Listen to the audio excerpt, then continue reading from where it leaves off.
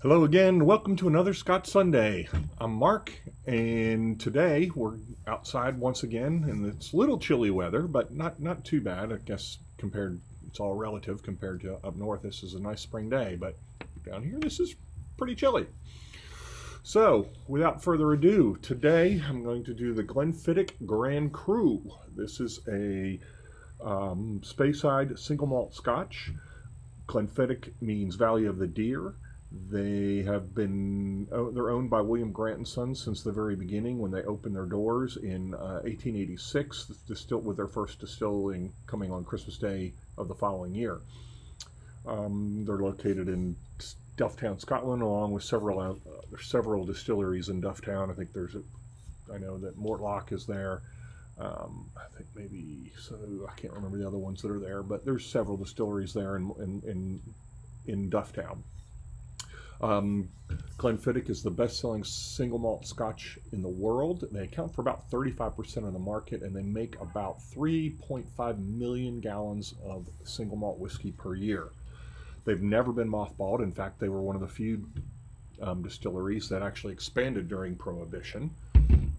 Really, during the 60s and 70s, there was a downturn really in the Scotch industry, and through marketing and some little bit of innovation, Glenfiddich more or less created the single malt whiskey that we know today, and I guess the brand of single malt that we know today. And so, let's see, what else can I tell you? They have their own in-house cooperage and their own in-house coppersmiths to maintain barrels and the stills, of which they have 32 swan necks, rather large swan neck stills. What else? I think that's probably everything I can tell you about. This one is 40% ABV. They do make the travel retail of this is 43% ABV. I really would like to get my hands on that. So hopefully I can do that. But so it's only 40% ABV, and it's mostly aged in bourbon casks with a small amount of European oak. It's aged, I believe, 23 years. The last 6 months are finished in French Cuvee casks, which is a wine that is aged to eventually become champagne. There is some vatting that they do and refinishing. Let's see. Really, if you notice the shape of this, and I think they're doing this with all their bottles now, this triangular shape, this three sides here, or 3 points, depending on how you want to look at it, is for the water, yeast, and barley. And I don't know if I can tell you anything else. Oh, I should have opened this already.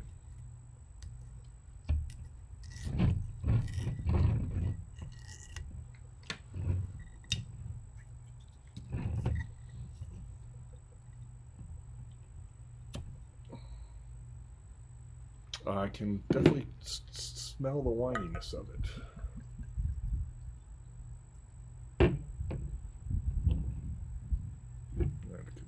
A tad more. There we go. Okay, roll it up, give it a good roll there, and let's see, what else? Obviously you can't see, it's a dark bottle. And okay, so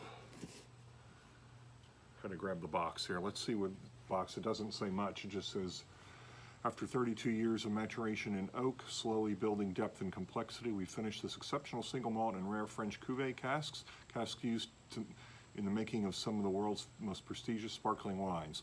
The result is a masterpiece: elegant floral notes on the nose, a sophisticated richness on the palate, and hints of vanilla, biscuit, and brioche in a truly luxurious finish. There is nothing, it doesn't really say much else. Oh, is there something behind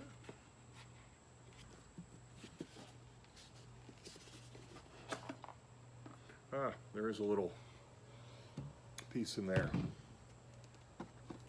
See if this says anything.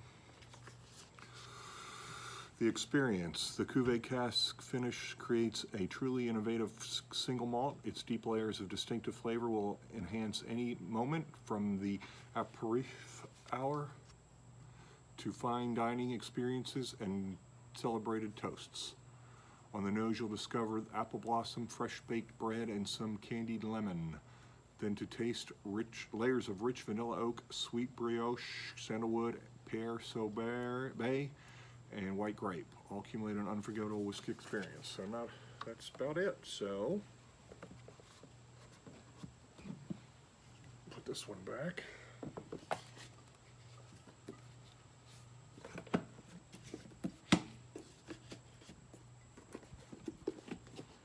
All right. So let's see what we get here. Let's see, I told you 40% ABV. Yeah, that's everything. All right. Definitely getting pear, apple, a lot of apple and pear.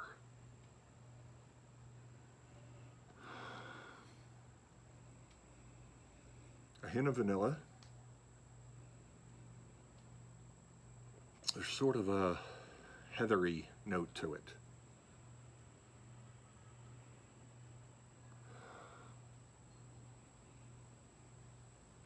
Okay, I think that's all I'm really getting out of it. Let's see how this tastes. Let's see if this is worth the hype.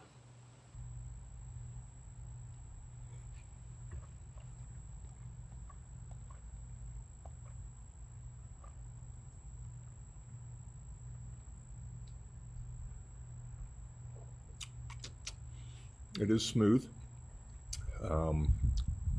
There's definitely a cereal note coming.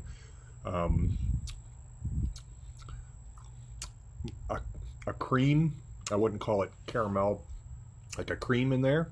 What else? A little bit of,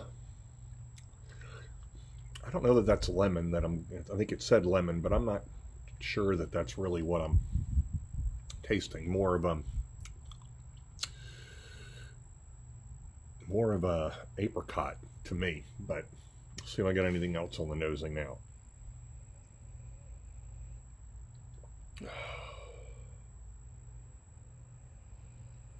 Yeah, I'm getting that cream now that I had on the palate. Yeah, pear and apple. Yeah, nothing else there. Okay, which I'd expect it to be smooth for a 23-year-old.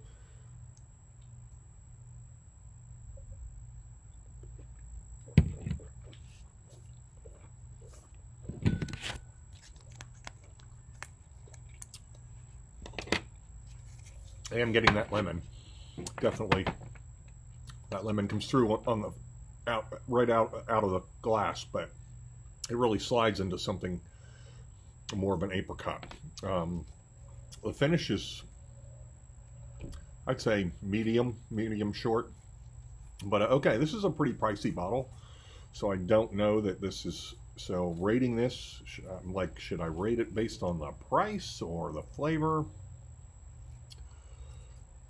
I'm only going to give it a 7.